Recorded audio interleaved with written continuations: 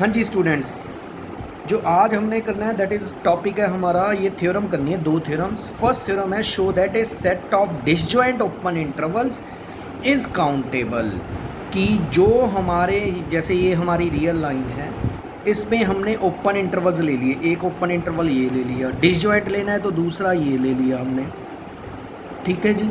As it is तीसरा ये ले लिया हमने ये शो करना है जो ये सेट आ रहा है डिसजॉइंट ओपन इंटरवल्स का, दैट इज़ ये सेट I1 I2 I3 सोन, ये ओपन इंटरवल्स है। इसकी खासियत क्या है कि कोई भी दो इंटरवल जो हैं वो डिसजॉइंट है, उनमें कुछ भी कॉमन नहीं है। हमने ये शो करना है कि ये सेट जो होता है वो काउंटेबल होता है। अब ये देखो ये कैसे शो करना है, इसके लिए बस सिर्फ ये थ्योरेटिकल ही है, ऐसे ही याद रखना है। हमें पता है ये इंटरवल है, जैसे मान लीजिए ये इंटरवल है 1 2। अब हमें पता है कोई भी ओपन इंटरवल में कोई भी दो रियल नंबर्स में there are infinitely many rational and irrational numbers होते हैं, ठीक है। हमने इस ओपन इंटरवल में एक रैशनल नंबर ले लिया, दैट इज़ R1, ठीक है जी। R1 एक रैशनल नंबर है। एज इट इज़ ये भी ओपन इंटरवल है, इसमें भी एक रैशनल नंबर निकाल सकते हैं, हमने इसमें से एक निकाल लिया R2।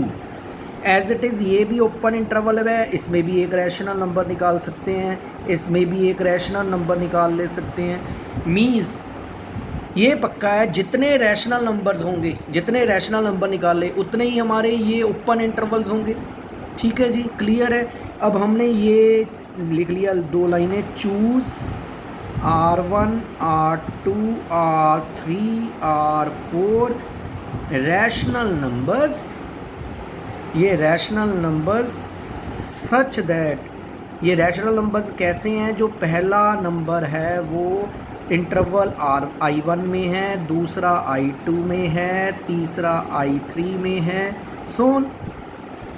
अब अगर ये काउंट हमने ये शो करना है कि I1 I2 I3 काउंटेबल है, ये काउंटेबल कैसे पता चलेंगे।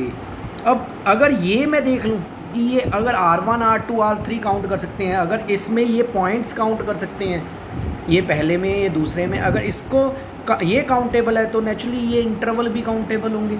अब हमें पता है जो ये है, ये क्या है, R1 R2 R3, ये क्या है, हमारे रैशनल नंबर्स हैं।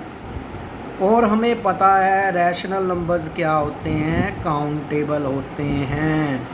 अगर ये काउंटेबल हैं तो I1 I2 का जो सेट है that is a, I1 I2 का सेट है वो भी हमारा क्या होगा, दैट इज़ आल्सो काउंटेबल। बस देखो दोबारा से देखो, समझ आया कि हमें डिसजॉइंट ओपन इंटरवल्स गिवन हैं, हमने ये शो करना है ये सेट जो है काउंटेबल है, डिसजॉइंट ओपन इंटरवल्स का सेट काउंटेबल होता है।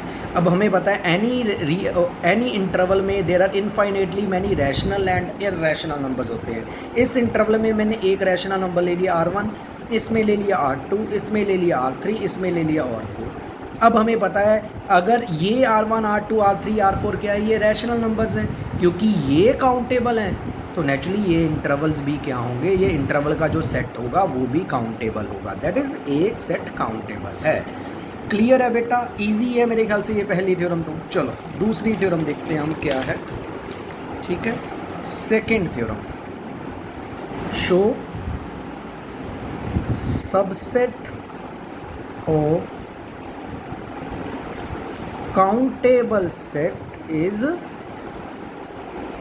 काउंटेबल, ठीक है जी। मीन्स हम ये कह सकते हैं अगर बी ए का सबसेट है, अगर ए काउंटेबल है, हमें गिवन है, तो हमने शो करना है क्या बी भी जो होगा वो काउंटेबल होगा, ठीक है जी। अब ये देखिए कैसे शो करेंगे। अब हमें गिवन है ए काउंटेबल है, तो हमारी डेफिनेशन थी अगर कोई भी सेट काउंटेबल है तो उसके एलिमेंट्स को हम एक सीक्वेंस में लिख सकते हैं, ये लिख दिया, ठीक है जी। अब देखिए बिकॉज हमें पता है बी ए का सबसेट है, बी इसका छोटा हिस्सा है, अगर बी इसका सबसेट है, अब यहाँ पे केस बनाया, क्या पता है बी एम्प्टी ही हो, छोटा सेट, ये बड़ा सेट है, इसका छोटा सेट क्या पता ये अकेली ब्रैकेट ही हो, एम्प्टी हो, खाली। अगर ये खाली है तो हमें पता है खाली सेट क्या होता है, फाइनाइट होता है, और जो फाइनाइट सेट होता है वो तो काउंटेबल होता ही है। प्रूव हो गया जी, देखो क्लियर है बेटा। ठीक है, अब सेकंड केस, अगर बी खाली नहीं है, इसमें कोई एलिमेंट है, तो नेचुरली वो एलिमेंट इसी के होंगे क्योंकि इसका सबसेट है।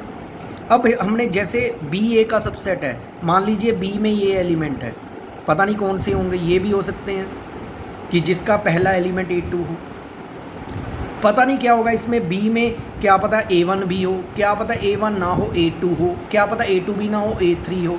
तो क्योंकि बी नॉन एम्प्टी है, हमने क्या किया, यहाँ पे लिखा, इंग्लिश में ऐसे लिखेंगे, let N1 be least positive integer such that जो AN1 है, पहला नंबर जो है, इनमें से अगर ये सेट होता तो N1 है 2, सबसे पहला नंबर आएगा A2 जो B में होगा, क्या पता A2 ना हो A3 हो, तो N1 है 3। ठीक है, क्योंकि B A का सबसेट है, B में एलिमेंट A के होंगे, बट कौन सा पहला एलिमेंट होगा वो मैंने मान लिया AN1 है, जो पहला एलिमेंट है B का होगा। ठीक है जी, अब पहला एलिमेंट तो पता चल गया। अब नेक्स्ट एलिमेंट, जैसे इसमें नेक्स्ट एलिमेंट A4 है, एज इट इज़ इसमें चूज़, मैंने N2 नंबर चूज़ किया, N2 B positive integer, again वैसे ही चूज़ किया, सच दैट जो N2 नंबर है वो N1 से बड़ा है, एंड जो सेकंड नंबर है वो भी B में है।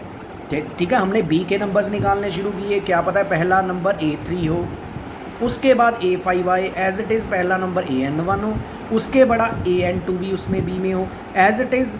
फिर अगेन हम चूज़ करेंगे इससे, जैसे A2 आया, फिर A4 आया, अगला क्या पता A6 हो, तो N3 चूज़ किया, सच दैट वही कंडीशन N3 N2 से बड़ा होगा, एंड AN3 जो है वो भी B में होगा। क्लियर है बेटा। देखो एज इट इज़ अगर हम चलते जाएं तो B सेट कैसा बनेगा, उसका सबसे पहले एलिमेंट आएगा AN1 आएगा उसमें, फिर उसके बाद हमने कहा है उसमें एलिमेंट AN2 होगा, फिर उसमें एलिमेंट AN3 होगा, ऐसे ही चले जाएगा।